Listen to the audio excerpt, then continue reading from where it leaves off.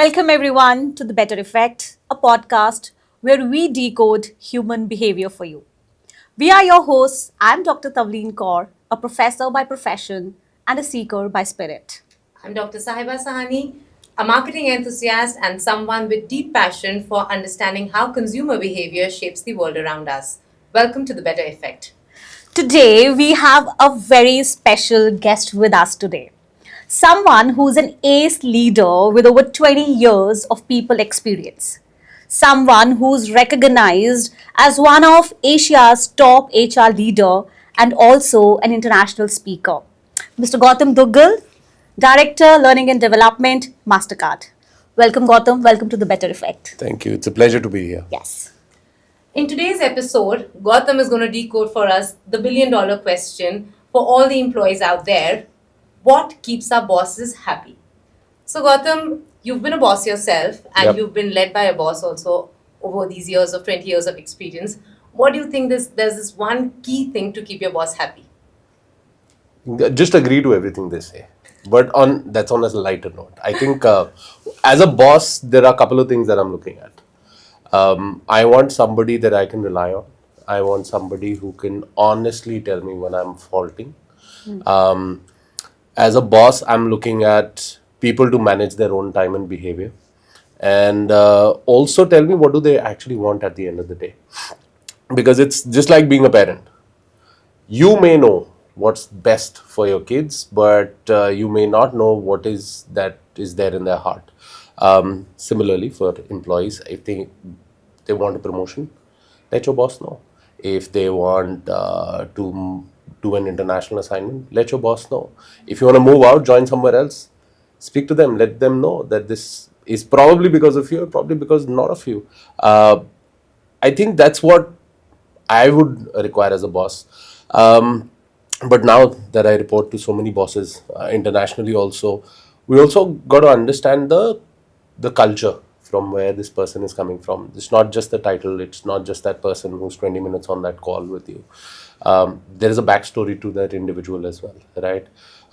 The more deeply you will understand that individual, higher your chances are to be successful with them. Anywhere you will go, even once I would become a CEO, I'll still have bosses on top of me, right? There'll be a board of directors. There'll still be my wife at home. So bosses are all around. So yeah, I think that would be my 2 cents to individuals. So basically, what you're trying to say is that the key to keeping your boss happy is to spend some time to understand that person because every person comes from a different background. Exactly. And it's not just understanding them, it's about knowing them. Because the moment you would know, you'll know what the trigger is. Where do they, what's that end limit you can push them for? If you don't know that, then you will end up in some trouble. And some people have told me you're in the bad books of that individual. That's purely because I don't understand their context or their culture. So spending that time understanding who they are as an individual can actually help build that bridge. But at the end of the day, bosses are also humans. Yeah. And like employees, they can also make mistakes. Absolutely. That's why I want my team to tell me where I'm wrong. Do you think all bosses are open to accepting from their team what is wrong? Comes with time. So unless I know you that well, or unless I have that trust in you that you're going to tell me the right thing, I might not listen to your opinion, and I might take it, in the wrong sense. So spend that time up front, know them, figure out what triggers them, what doesn't, and then tread carefully initially, and then you can come to a place where you can actually walk in and say, boss, I think we're doing it wrong. This is what my idea is. Final decision is yours, and then put the pressure on the point. We all will agree to you. I hope Right. that helps the audience. Right. I think Gautam Saiba, I really like this analogy that a boss might feel he or she is a parent, Yep. but actually that's not the right thing. And the Agreed. key is to have an open communication. Right. Yeah. So, Gautam, in your experience of managing people for over 20 years now with multiple brands, Yep. what are some of the most surprising or fascinating behaviors that you have witnessed in employees at a workplace? I think what surprising was the part where people would accept, a communication abyss. They're okay with something not being clear to them. They're okay with the fact of I'm doing this work, but I really don't know how this helps the organization. I'm just living paycheck to paycheck. That was very surprising because then at the end of the day, people ask for what is the meaning of my job, but you've never asked that question to the right people. You should know why you're doing this job, right? That was very surprising to me. The other, trait that I also see nowadays is that acceptance of I should not be saying toxicity, but the acceptance of things being pushed down your throat. People take it as, oh, this is the way the organization is, or this is the way the culture is at work. That's extremely surprising. Is at one hand you're extremely unhappy with what you're doing, you don't know what the purpose is, but on the other hand you're not even raising your voice. And I'm not saying go out and raise an HR complaint, but at least have that question and answer. I remember when I started, when I got my first team and I started as a people manager, I went into that mode of, hey, this is my clan, and I've got to take care of them. And I spent good amount of time with them. But then when these guys came up and asked the same question as to what is the value that I bring to the job, I did not have the answer. I'm like, this is your job, you're supposed to do it. But why me? And why this job? What if we don't do this job? So people were not asking those questions initially. I still find a lot of people not asking these questions. That's a problem. The enjoying factor in all of this is the Gen Z, or the young blood that's coming into the organization or the industry. They want to know before they step in. Right. Will I meet the client? Will I see the facility? What would I work on? What if I don't do X and I do Y? I love that fact. Please challenge us, because we've seen success a certain way, and we think that's the best way. Please come back and challenge us. We know you know something better than us. So do that. And going back to that analogy of parents, I think what I've learned over the years is you got to adapt as a leader. You don't adopt the kids.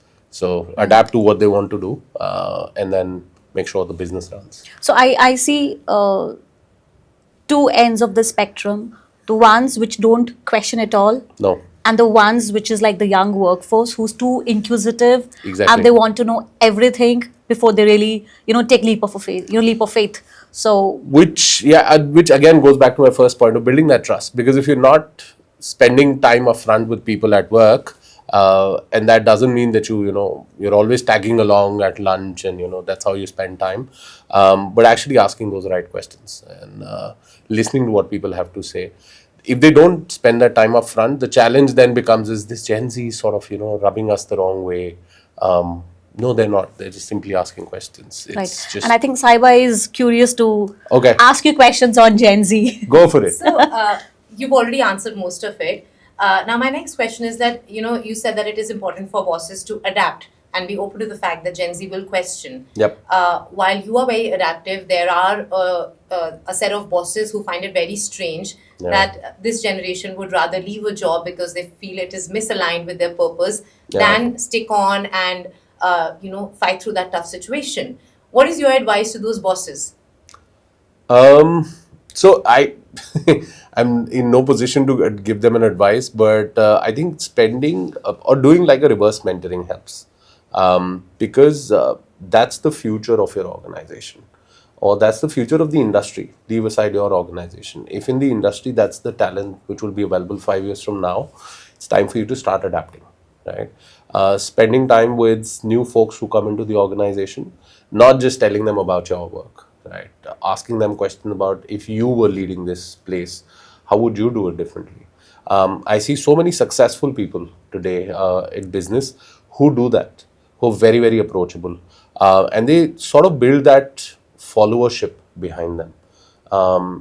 I used to work for a particular boss and not for the company for a very long time, because he would spend that time with you. He would try and understand, will try and listen, will push you at your boundaries, and you would be okay with it. And you'll be like, okay, I'm learning at the end of the day. Today, if given a chance, I will join him at the drop of a hat. So that's the kind of followership you will build. That's not with the bosses who are pretty stuck on the fact that this is, my shop or my way or the highway. So the advice is turn the tables around, make them the boss for a day, and then see what can they bring to life. I'm not saying disrupt your business, but at least listen to the idea. I think at a very human level, it becomes very important, and this is true for kids also, to trust the other person. Once you Yeah. show some degree of trust in your employee, it automatically kind of builds in that pressure to live up to that trust level, Yep. and then you don't need any extrinsic motivation. It becomes intrinsic in nature. Yes. We have so many metrics at work, right? We all have metrics of let's evaluate performance, let's evaluate potential. Nobody in the world, apart from, let's say, special forces, is evaluating the trust factor. Like when I'm in that dire situation, do I want somebody who's a great sniper but untrustworthy?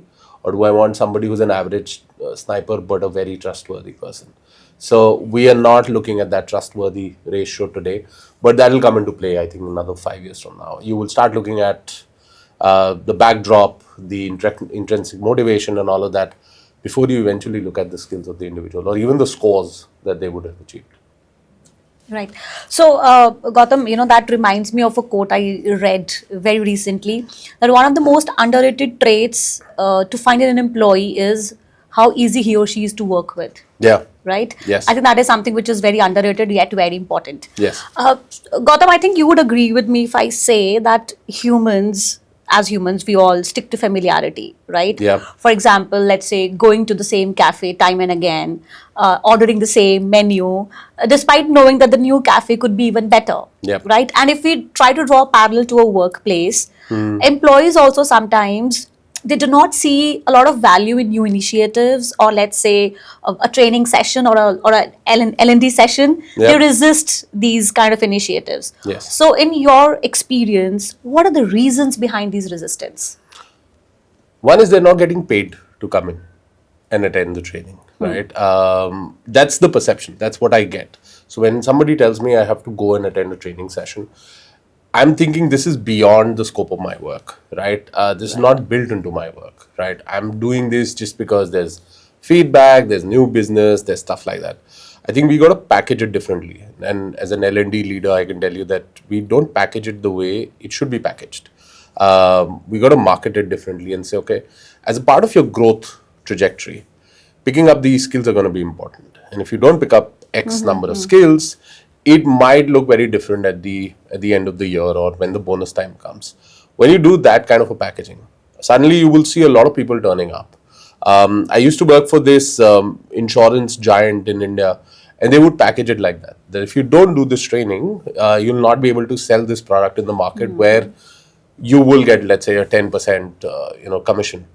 Everybody will show up. Like people who are ill will show up and say, okay, tell me because I want to get this certification and sell this product in the market because there's the innate value that I work for is attached to it. That's I think one problem. The other problem is when there are so many things available. As human beings, we become lethargic and we're like, yeah, we'll do it at my own pace. So the digital learning has sort of disrupted that as well. Yes, people are picking up new skills, but we don't know how good they are, right? Just because I'm subscribed to a particular podcast doesn't mean I have all the wisdom of it. Correct. So Right. that's the other Right. aspect of it. And Gautam and Saiba, it again reminds me of a recent Harvard Business Review article that I was reading, which talks about where companies go wrong in L&D. Yep. So there were three reasons: teaching wrong things at the wrong time for the wrong reasons. Yep. So I think that pretty much summarizes what you also Absolutely. said, Yep. coming from your experience. So Gautam, we started the discussion by discussing a very intriguing question and $1 million question, which is what keeps bosses happy. Yeah. Let's talk about the other side of it. What should bosses do to keep their employees happy?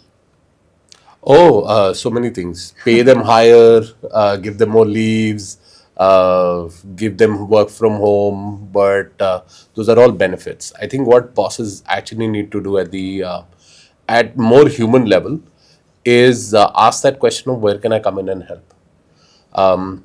I've worked with many bosses who would actually come in and ask this question of, I know things are not going your way. Where do you need my help? Right? you listen to it and you're like, wow, this guy really wants to help me. But do they actually step in and help? That's the $1 million question again. Is they need to step in and help and at times sort out the situation for employees. This could be a situation at work. This could be situation within peers. That's that's the first thing they should do. The other thing is we all work with humans, right? And not everybody is having a great day every single day. So they need to be mindful of that, and they need to be very mindful of how they behave at work. We did this sort of exercise with a couple of our leaders where we said, if you're in a bad mood for a month, why don't you pretend you're in a bad mood for a month, and then we'll see how good your team is doing. And they actually saw the team's, I would not even say output, but the behavior of the team actually going down, because they were every day they were scared to show up and say, okay, I'm going to go in and speak to Gautam. I don't know what sort of a mood he's going to be in. So please be very, very mindful of your actions, because I've learned looking at my leader, 90% of the things I've just learned looking at him or her, right? There's only 10% formal learning that I would have received from them. So the way you behave at work, that's very, very important. Even if you're having a rough day, you can't really let it rub off on your team. They are not at fault. If somebody is, take the right thing, speak to them in a corner. Don't speak to them in front of people. I've seen people do that, Right. thinking I'm being very open and honest. Backfires majorly. So I think maybe the key is to be more human and less of a boss. Just be yourself, and don't think that this title entitles you for the world. That's what I will tell them. Right. How about emotional labor? As you said, a boss might be going through a bad time, or let's pretend. There could be times when I'm actually not happy, but because I have to do my work, I need to carry that smirk on my face. It's emotional labor that I'm going through, but I also know I'm a boss. Yeah. So how do you handle that? So I tell them I'm not having a good day. Okay. And this is my problem, and I just need some time off, or I might not be available today, right? And then there are people who are like, you want to talk about it? I might have a solution. I have gone through this situation. I understand. Why don't let me take care of this meeting for you? So they all step up suddenly, and then you feel there is that cohesiveness in the team. I could just go offline and say I'm not going to talk to anybody today because I'm in a bad mood and it should not reflect on my team. That's insane. The reason why you have a team is because you need people to get this work done. So tell them you're having a bad day. It's absolutely fine. Good people will understand. People who I don't, think that's a nice they eventually will take learn. away for our viewers as well, that if you are not having a good day, say them. that you're not having a good day. I think that's only fair. I mean, if as an employee we expect our boss to understand that we are having a difficult time, let's say at home or at a personal level, we should also be open to understand that the boss may have a bad time or a bad day. Yeah. Absolutely. I've told my team I'm hungover from last night's team party. I can't take this meeting today. And they were all very happy. They're like, oh yeah, perfect. Let's not do this meeting today. I'm like, I'm "Okay." sure, Gautam, everybody would want to have a boss like you. I so wish. I so wish. Yeah. Right. So, Gautam, with your experience at Mastercard, Mastercard is a multinational organization with many employees. While money is a major motivator for employees, one another motivator is being recognized. Employees usually fear in a large organization their efforts are going to go unrecognized because there's so many people. Yes. How do companies like Mastercard and other MNCs make sure that employees get that recognition which they deserve for the kind of work and effort they put up? Saiba, in fact, there's something related to it which, as an HR professional, I find very irritating, Gautam, to be honest. When brands do not understand the real meaning of employee engagement and they limit it only to recreational days like a family day or an ethnic day. But the Monday blues come back again because these events might produce an adrenaline rush, but they don't stay for long. Right. So what are some deeper initiatives brands should take to hook the employees? A very valid question in times of today. Let me share a live initiative that we're doing at Mastercard. Right. This goes back to somewhere in 2020. Our ex-CEO came up on a town hall. He came up with the idea of a few initiatives across the business, and during the town hall, in front of almost 25,000 people, he said, I want 50 volunteers. Just send me an email if you want to volunteer directly to me. And there are some ideas I want to bring to life. I think he got about 5,000 emails saying, hey, I want to volunteer and obviously work with the CEO. That triggered the idea of there has to be a more formal structure of engaging and giving people recognition for the skills that they possess, which they probably are showing as a part of their work, but that can have a larger impact. So we came up with this idea of a talent landscape, right? We also call it the talent marketplace. What it is the next click of a LinkedIn, right? But that sits within the organization. So let's say, for an example, if I'm an employee, I get access to it. It pulls my LinkedIn profile. So it pulls all the great data that I have on LinkedIn. It also pulls in all the recognition that I've received. People actually commenting and saying, hey, you're good at people management, you're good at HR, not so good at marketing and stuff like that. It pulls that data and creates sort of a persona for me. Now, using that persona, I can actually map my skill set to my current job. It will also show me career paths as to where I can move, right? So as an employee, I've joined an organization to grow and learn, right? I'm not here to actually celebrate family day, right?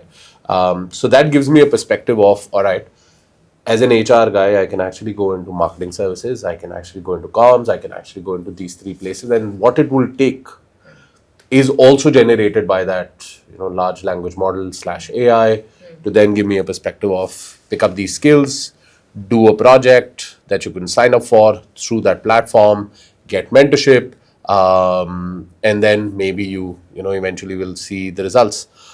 We've seen a huge uptick on that platform since we've launched in 2022. What it has also resulted is the leadership having a view of who all in the organization have a particular skill, right? So they can actually filter down to that and then obviously pick up the best people that they have. Gives you a better chance of just sending out internal emails to say, hey, there's this job, I think I'm the right fit, could you let me in? Maybe I could reach out to you and say, why don't you put me on that project, and these are the skills that I possess. You don't really have to hire me. You test me out on the project for 3-6 months. If you think I have it in me, then obviously when the role opens, I'll have a better chance of cracking it. But if I don't have it in me, we both will have that idea of Gautam is not the right fit, and Gautam will have an idea I'm not the right fit for that role. Keeps people happily searching for a meaningful day within the work organization rather than on Naukri and other places, because it's very easy to lose talent. It's very difficult to build one. So that's one initiative that we've taken at Mastercard. If you search for Mastercard Plus talent marketplace on Google, you'll actually see the case study for it. Obviously, we're trying to refine and go to the next level and actually, push jobs to people saying, your profile fits this role. Rather than going out, we would want you to explore this role. So we're going there. I think that's a more meaningful initiative.